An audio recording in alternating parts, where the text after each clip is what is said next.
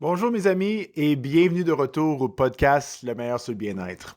Aujourd'hui, on continue la discussion sur les principes de la spiritualité. Comme on a discuté à l'épisode auparavant, la spiritualité, c'est quelque chose que moi je perçois comme dans notre quotidien, dans notre tous les jours, d'avoir des racines terre à terre, de vraiment vivre dans la vie ordinaire le mieux qu'on peut. Et que, ultimement, de vraiment se dévouer au bien-être, à notre bien-être et le bien-être des autres, c'est ça le cheminement spirituel. Et donc, maintenant, pour être très clair, c'est bon de vouloir le bien-être pour les autres, de supporter le bien-être des autres, mais ultimement, ce dévouement revient qu'en aidant les autres à être bien, on nous aide nous-mêmes à être bien. Et c'est correct de le voir comme ça. C'est correct de voir notre bien-être au centre des choses. Une personne qui aide vraiment son bien-être d'une façon efficace, c'est bon pour tout le monde. Et on a vu l'épisode auparavant sur un principe important qui est la responsabilité radicale à propos de notre bien-être. Aujourd'hui, on va aller au principe numéro 2, qui est la compréhension au lieu du jugement. La compréhension au lieu du jugement. Comme qu'on a parlé de la gentillesse et gentillesse et courtois égoïste qu'on a vu dans notre épisode, c'est la même chose avec l'idée de se retenir de ne pas juger les autres. C'est pas quelque chose genre moi je suis gentil, je juge pas les autres, je fais jamais ça. OK? Non, c'est que l'acte, le dévouement de se retenir, de minimiser notre tendance de juger les autres, c'est bon pour mon bien-être, c'est bon pour moi, c'est bon pour ma psychologie, c'est bon pour ma spiritualité, c'est bon pour moi. C'est quelque chose qui, ultimement, est très puissant pour le cheminement spirituel et mon bien-être. Alors, avant d'aller plus en détail, je veux bien déclarer que c'est pas facile comme tâche, c'est extrêmement difficile et que j'ai échoué, je continue d'échouer au quotidien dans cette tâche-là, d'essayer de ne pas juger. Je juge énormément, je juge du monde dans ma tête. Des fois, me retrouve à placoter avec du monde, puis juger d'autres personnes qui sont pas là, puis je parle d'eux autres. Je fais toutes ces choses-là. Je échoue à cette tâche d'une façon chronique. Mais ça revient à la même chose que c'est une direction à prendre notre esprit. C'est quelque chose à viser, de toujours essayer de s'attraper quand on juge, puis minimiser notre tendance de vraiment s'emporter dans cette direction-là. Et ça, cet enseignement-là, c'est pas nouveau, c'est dans toutes les religions majeures, dans toutes les traditions spirituelles qui encouragent de minimiser, juger. Tu sais, dans le livre de Matthieu, dans le Nouveau Testament, tu sais, ne jugez point afin que vous ne soyez point jugés. Tu sais, c'est pas très compliqué. On veut pas se faire juger, fait que c'est mieux de pas juger les autres. OK? On traite les autres comme on veut se faire traiter. Toutes des choses de base. Mais plus profondément, c'est pas juste une question de comportement avec d'autres personnes, c'est une question d'aller en profondeur envers nous-mêmes, que quand on travaille à pas juger, on découvre plus en plus notre propre bien-être. On découvre de plus en plus nous-mêmes dans tout ce cheminement-là. Aussi, dans la tradition musulmane, la tradition islamique, aussi qui enseigne de ne pas juger le moins possible. Et l'enseignement, je trouve ça intéressant comme pratico-pratique, c'est que avant de juger quelqu'un, il faut essayer de trouver 10 000 raisons pourquoi ils sont comme ils sont et pourquoi ils se comportent comme ils se comportent. Fait que c'est, OK, peut-être que c'est ça qui se passe dans leur vie. Euh, Peut-être qu'ils ont eu une enfance comme ça, puis ils ont appris ce comportement-là. Peut-être que si, peut-être que ça, peut-être. Et c'est c'est juste l'idée de continuellement essayer de comprendre la situation, d'essayer de comprendre pourquoi que les personnes sont comme ils sont. C'est pas nécessairement de justifier un comportement. OK? Ça, c'est une grande différence. C'est pas justifier un comportement. Quand quelqu'un qui fait quelque chose de pas correct ou de très dysfonctionnel, c'est pas pas de trouble, c'est correct, tu sais, Quelqu'un a tué quelqu'un, c'est correct. non, c'est pas correct. C'est bien entendu. Puis il y a des institutions, il y a des juges, des avocats, des prisons, il y a toutes sortes d'institutions qui sont là en place pour gérer ces situations-là. Fait que c'est pas pour justifier de la dysfonction extrême ou de la dysfonction générale. Mais c'est quand même d'essayer de comprendre la personne d'où qui vient, comprendre de plus en plus, c'est intéressant, dans les systèmes de prison, de hôpital médico-légal, un peu comme moi je travaille, il y a de plus en plus de mouvements d'enseigner les gens, les travailleurs, à comprendre que quasiment presque la grande majorité, 95% des prisonniers, des gens qui vivent dans les prisons, ont tous eu des enfances extrêmement traumatiques, très négligées, pauvreté, toutes sortes de situations difficiles. C'est pas pour justifier les actes qu'ils ont amenés dans les institutions comme barrées. C'est pas pour justifier, mais c'est l'idée que quand on est comme travailleur dans ces milieux-là, on essaie de les comprendre, de comprendre d'où ils viennent, de comprendre qu'ils ont eu des grandes misères, de constamment comprendre.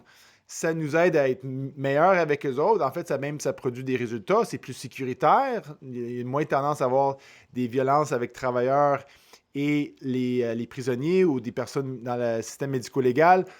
Il y a moins tendance à avoir des problèmes, des incidents quand les travailleurs font l'effort de comprendre ces gens-là. Il y a beaucoup de bons données sur ça. Une façon de voir tout ça, c'est que le jugement, c'est une forme de rigidité psychologique. Quand on déclare un jugement, c'est barré, c'est du béton. On a coulé du béton, puis là, ça a séché, puis c'est là. C'est ça qui arrive. C'est ça la situation. Et donc, on fait le jugement, on ajoute du jugement, puis ça crée une rigidité cognitive. OK?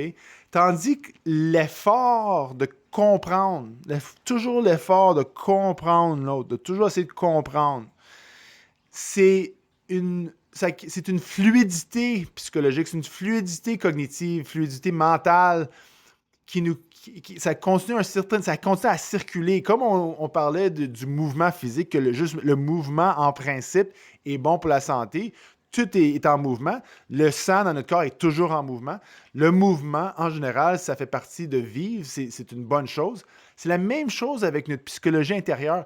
Quand on fait l'effort de comprendre, de toujours pousser vers comprendre, c'est un mouvement, c'est une fluidité psychologique. Ça continue de bouger, il y a une fluidité, c'est pas rigide. Tandis qu'on juge, ça crée des structures rigides dans notre tête, rigides, ça devient pesant. On a parlé d'un épisode auparavant d'avoir un cœur léger comme une plume. C'est pas fun d'avoir une vie quand on se sent pesant tout le temps, pesant. Et si on juge constamment, ça crée une pesanteur. C'est une pesanteur pour nous un fardeau qu'il faut apporter partout qu'on va. C'est très pesant, c'est pas agréable. Alors, comme qu'on parle, tu sais, comme l'eau, c'est doux, c'est une chose extrêmement importante, c'est un fluide, ça bouge, l'eau. Et ultimement, l'eau gagne toujours sur la roche. La roche va toujours perdre contre l'eau qui va travailler la roche, puis éventuellement la roche, elle casse, puis elle tombe. C'est un petit peu la même chose. On veut rester fluide dans notre tête. On ne va pas bâtir des montagnes de roches de jugement dans notre tête. On veut rester fluide et circuler et continuer de comprendre. Maintenant, comme je vous dis, c'est extrêmement difficile, une grande épreuve pour tout le monde, certainement pour moi, de se retenir de juger. Et une des raisons, c'est parce que ça donne du plaisir. Des fois, c'est le fun de juger le monde. Ça donne un feeling où c'est le fun. Je vais juger. Il est comme ça, cette personne-là. Pourquoi qu'il est de même? Il est toujours de même. Lui, il est comme ça. Elle est comme ça. Elle est toujours de... il y a quelque chose, puis, hey, mais moi, je suis pas comme ça. Les autres sont comme ça, mais pas moi. Ça crée un genre de plaisir intérieur. Et fait que ça peut même être inconfortable se retenir du jugement parce qu'on ne se donne pas ce plaisir, on ne s'offre pas le plaisir du jugement. Et comme qu'on a vu d'autres épisodes, le bien-être et le plaisir, c'est pas la même chose. Parfois, quand on a un vrai bien-être, un équilibre, une certaine, mettons, équilibre avec la vie, le plaisir peut sortir de là. Fait que, par exemple, on fait un effort de ne pas juger, on essaie de comprendre, on envoie des énergies de bien-être, d'amour à d'autres. Puis là, il y a une certaine légèreté qui nous emporte. Puis, oh, ça, c'est agréable. Un petit peu de plaisir qui sort du bien-être. Mais quand on poursuit juste le plaisir, pour le fait de plaisir, d'avoir des coups de plaisir, des coups de dopamine dans le cerveau, c'est le fun, ça, c'est le fun, ça va ronger notre bien-être, ça va ronger notre capacité de vraiment vivre la vie à le maximum. Parce que comme c'est le jugement, le plaisir qui vient de jugement, c'est quasiment comme une drogue. Ça donne un coup de plaisir, puis on le refait, mais en même temps, ça bâtit une rigidité, ça bâtit quelque chose qui devient pesant, qui ultimement nous rend pas bien, qui nous crée la souffrance pour nous-mêmes. Donc, se retenir du jugement, c'est aussi une volonté de se retenir, de se donner ce plaisir-là. C'est pas évident. Et c'est une raison pourquoi que c'est pas facile. C'est comme... Puis, il y en a qui le font plus que d'autres. Fait que c'est pas d'être parfait, mais c'est de toujours se dévouer dans ce mouvement-là. Toujours dévouer ça. Et encore une fois, de retenir le jugement, ce n'est pas justifier. Ce n'est pas justifier des actes dysfonctionnels, des actes atroces qui créent de la souffrance pour les autres. C'est pas de justifier. Mais même ceux qui font des actes atroces, l'effort de les comprendre, d'où qui vient, la psychologie, constamment essayer de... et pas juste juger, c'est une personne dégueulasse, puis that's it. La vie est plus complexe que ça. L'humanité est plus complexe que ça. Les raisons que beaucoup de religions disent seul Dieu peut juger, c'est parce que dans une autre interprétation, c'est que seule une intelligence infinie qui voit tout peut voir le tout pour bien comprendre et juger la situation, quelque chose qu'aucun humain a la capacité de faire. Alors, le principe numéro 2 aujourd'hui d'une vie véritablement spirituelle, c'est faire le mieux qu'on peut, d'essayer de comprendre plutôt que de juger. Merci tout le monde. J'apprécie tout le monde qui écoute. On se revoit la prochaine fois.